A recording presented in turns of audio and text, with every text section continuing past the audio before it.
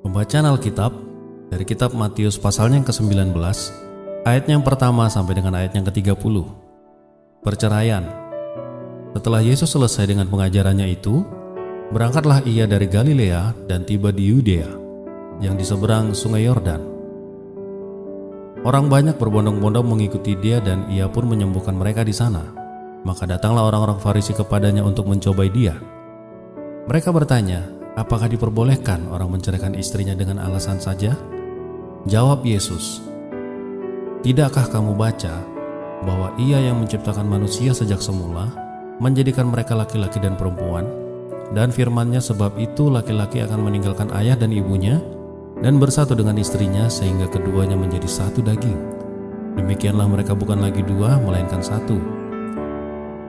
Karena itu, apa yang telah dipersatukan Allah tidak boleh diceraikan manusia. Kata mereka kepadanya, jika demikian, apa sebabnya Musa memerintahkan untuk memberikan surat cerai jika orang menceraikan istrinya? Kata Yesus kepada mereka, karena ketegaran hatimu Musa mengizinkan kamu menceraikan istrimu, tetapi sejak semula tidaklah demikian. Tetapi aku berkata kepadamu, barang siapa menceraikan istrinya kecuali karena zina, lalu kawin dengan perempuan lain, ia berbuat zina. Murid-murid itu berkata kepadanya, jika demikian halnya sehubungan antara suami dan istri, lebih baik jangan kawin. Akan tetapi ia berkata kepada mereka, tidak semua orang dapat mengerti perkataan itu, hanya mereka yang dikaruniai saja. Ada orang yang tidak dapat kawin karena memang ia lahir demikian dari rahim ibunya. Dan ada orang lain yang dijadikan demikian oleh orang lain. Dan ada orang yang membuat dirinya demikian karena kemauannya sendiri, oleh karena kerajaan sorga. Siapa yang dapat mengerti, hendaklah ia mengerti. Yesus memberkati anak-anak. Lalu orang membawa anak-anak kecil kepada Yesus supaya ia meletakkan tangannya atas mereka dan mendoakan mereka. Akan tetapi murid-muridnya memarahi orang-orang itu. Tetapi kata Yesus, biarkanlah anak-anak itu, jangan menghalang-halangi mereka untuk datang kepadaku. Sebab orang-orang seperti itulah yang mempunyai kerajaan sorga. Lalu ia meletakkan tangannya atas mereka dan kemudian ia berangkat dari situ. Orang muda yang kaya.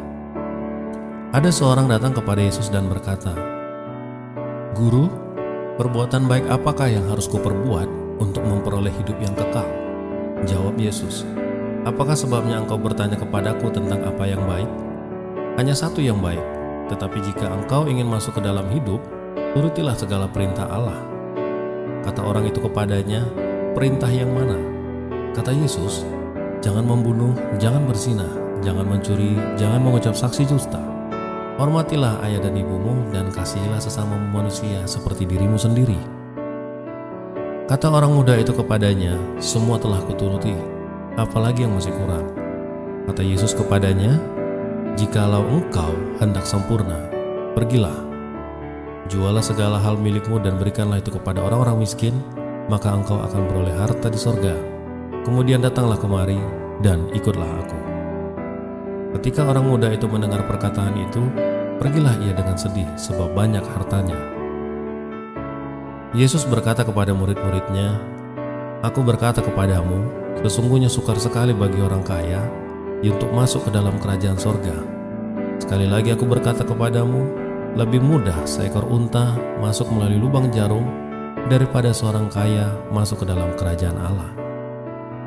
Ketika murid-murid mendengar itu, sangat gemparlah mereka dan berkata, jika demikian, siapakah yang dapat diselamatkan? Yesus memandang mereka dan berkata, bagi manusia hal ini tidak mungkin, tapi bagi Allah segala sesuatu mungkin. Upah mengikut Yesus. Lalu Petrus menjawab dan berkata kepada Yesus, kami ini telah meninggalkan segala sesuatu dan mengikut Engkau. Jadi apakah yang akan kami peroleh?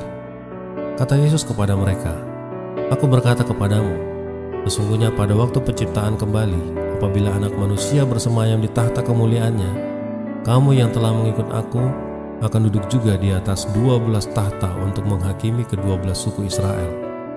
Dan setiap orang yang karena namaku meninggalkan rumahnya, saudaranya laki-laki, atau saudaranya perempuan, bapaknya atau ibunya, anak-anaknya atau ladangnya, akan menerima kembali 100 kali lipat dan akan memperoleh hidup yang kekal. Tetapi banyak orang yang terdahulu akan menjadi yang terakhir, dan yang terakhir akan menjadi yang terdahulu. Demikian firman Tuhan.